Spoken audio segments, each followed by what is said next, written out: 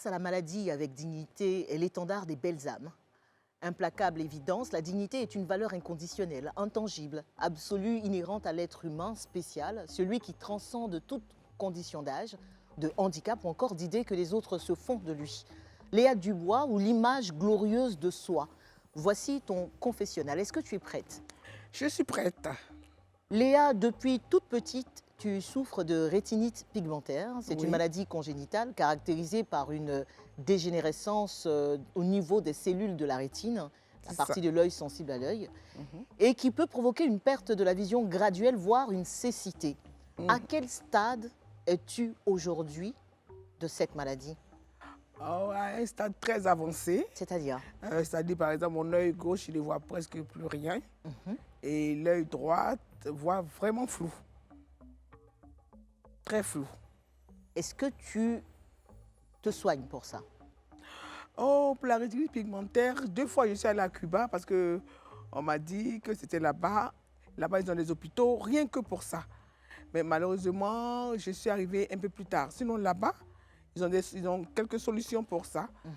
Mais quand moi je suis arrivée, ils ont juste entretenu. Ils m'ont dit que si je venais peut-être 5 ans, 10 ans avant, donc j'étais déjà plus avancée. Donc on a fait juste des entretiens.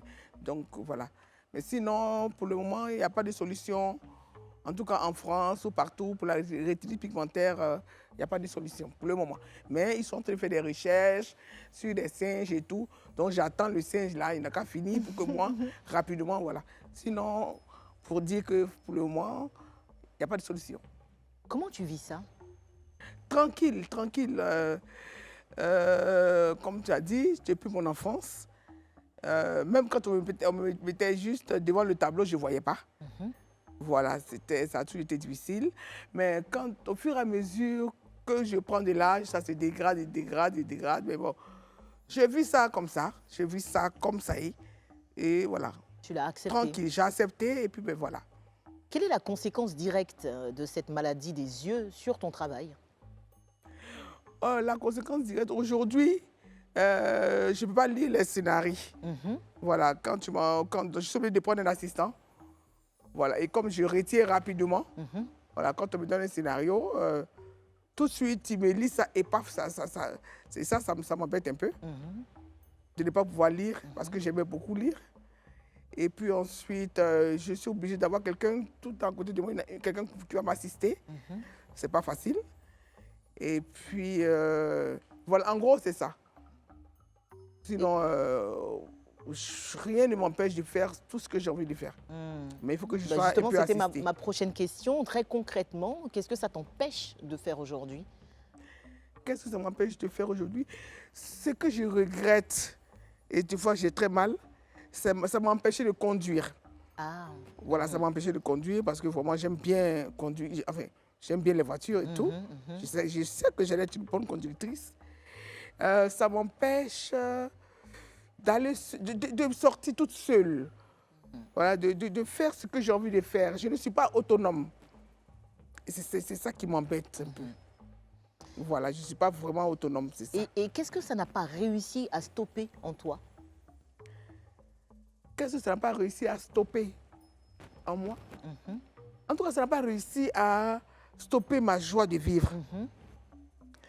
Parce que je n'ai jamais eu honte de ne pas pouvoir bien voir. Tout le monde sait. C'est quand tu as honte de quelque chose, tu caches quelque chose et ça te détruit à l'intérieur. Donc, quand on me dit, bon, je dis, hé, mon frère, c'est quand je vois, par exemple, quelqu'un me tend la main, que je vois tard, je ne peux pas serrer sa main. Et puis après, quand je vois que la personne retire la main, il dit, oh, mon frère, pardon, je ne vois pas clair. C'est-à-dire, c'est devenu un slogan pour moi. Je n'ai pas honte de le dire, je l'assume. Et c'est ça, il faut assumer ce qu'on a. Voilà, donc j'assume et voilà. Où est-ce que tu trouves la force, Léa, de surmonter ce handicap? Et est-ce que pour toi, finalement, c'en est un? Finalement, pour moi, ce n'est plus un handicap. Je me souviens, un jour, ce qui m'a choquée, je venais de prendre ma douche. Ozoa avait 2 ans et demi, 3 ans. Et à cet âge déjà, elle a su que sa maman ne voyait pas clair. Donc carrément, toute petite comme ça, peut-être 2 ans et demi, hein. Elle va dans le bon placard là, et puis, maman, il veut quoi? Il veut quoi? Genre, quel habit que je cherche, quoi. Ça, je dis que c'est ça que ça m'a touché. J'ai dit, ah, donc bébé là même, c'est que je ne vois pas clair. Donc on y va alors. Voilà, donc franchement. Et aujourd'hui encore, tes filles te tiennent la main Oui, pour tout ce que tu la fais. première, même Frédéric, elle, c'est ma maman. Aujourd'hui, c'est lui, ma maman. Depuis que je suis partie à Paris, j'ai fait 3 ans et demi dans ma lutte là. Et c'est elle qui a tenu la famille, c'est elle qui était la maman et tout. Elle, je suis devenue son bébé même. Voilà, donc tout le monde a mes petits soins, mon garçon. Mon garçon, lui-même, il est pire. Tout est même, les 3 font parler avec lui. Lui, même s'il était là, peut-être qu'il allait me mettre au dos, venir me faire asseoir dans le fauteuil. Donc, pour dire que mes enfants sont vraiment formidables et ils savent ce que le maman a. Je n'ai jamais rien caché. On s'est dit tout. En plus de la rétinite pigmentaire, Léa, un autre mal dont tu es victime ou que tu as été victime, le cancer. Est-ce que tu peux nous en dire plus, s'il te plaît? Oui, le cancer. Si, j'ai constaté, je vais être rapide, j'ai constaté que je me suis palpée un soir, pendant que j'étais en train de, parce que je suis scénariste aussi, j'étais en train de concocter un scénario, j'ai pensé. Et puis, dans mon lit, pour rien comme ça, je ne sais même pas qu'est-ce qui s'est passé, mais c'est comme si quelqu'un, une force comme ça, a pris ma main, comme ça, pour me déposer sur mon sein gauche. Et puis, j'ai commencé à palper et j'ai senti un truc. J'ai appelé une amie médecin, j'ai dit, il y a un petit truc là. Et comme elle, c'est Mariama Kamisoko, mon amie, on a étudié ensemble dans sa médecine, là, depuis qu'elle est en première année. Donc, elle m'explique tout. Mais comment j'ai palpé, j'ai vu que ce n'était pas un truc rond. C'était un peu machin. Moi, je suis tout sûr que c'était le cancer. Parce que c'était un truc rond, on a dit, bon, c'est une boule, on voit si ça... Mais quand je lui ai expliqué ça, et puis bon, voilà, c'est comme ça que j'ai constaté en 2013 le premier cancer. Le premier, tu as dit? Oui, le premier. Je suis allé, j'ai été aidé par le président de la République, vraiment, par le biais de son frère qu'on appelle gentiment Photocopie. Et je suis parti, ils m'ont fait partir à Paris. J'ai été bien soigné et tout, tranquille. Je suis revenu, j'ai fait 1 an. Et puis, je partais régulièrement pour les contrôles. Et malheureusement, dans les contrôles, en 2018, j'ai senti des tiraillements encore dans mon sein droit et tout. Et je suis reparti et paf, lui aussi, il était un cancer vraiment très méchant, hein, très avancé. Quel est ton état actuel, Léa? Bon, là, je continue toujours le traitement, mais ça va très bien. Ça va très bien. En tout cas, ça se passe bien, ça s'est stabilisé. Mais je continue le traitement. Qu'est-ce qui te fait le plus peur dans tout ça aujourd'hui? Par rapport à quoi? Par rapport au travail, voilà, rapport en fait, c'est le à la travail. santé. Que quand j'étais là-bas et tout, même quand je voyais votre émission, que j'adore bien, je regardais sur Facebook et tout, j'ai dit, oh, c'est là, j'espère que quand je vais arriver, si Connie ne m'a pas appelé, On elle va t'attendait. me connaître. On t'attendait, Mais tu ce qui me sais. fait peur, c'est par rapport au travail, c'est ça comme tu dis, c'est par rapport au travail. Sinon, le cancer, vraiment, quand j'ai su que je l'avais eu, je l'avais contacté, j'ai été choqué. J'ai tremblé un coup.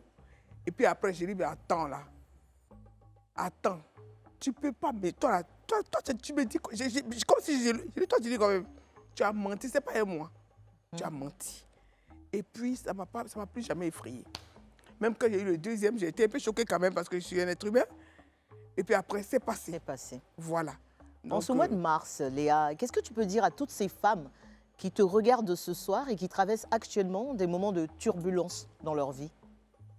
Je leur dis d'avoir la force, le courage, d'accepter. C'est-à-dire que, en fait, souvent, c'est ce qui effraie, peut-être celles qui n'ont pas les moyens. Je n'ai pas dit que j'en avais, moi j'ai eu peut-être la chance et tout. Mais peut-être celles qui n'ont pas les moyens, elles peuvent avoir peur parce que c'est quand même une maladie qui coûte très cher. Il faut qu'on se dise la vérité. C'est une maladie qui coûte très cher. Mais, je veux dire, quand on vous dit que vous avez le cancer, ça ne veut pas dire que vous allez mourir tout de suite. Non, non, non, non, non.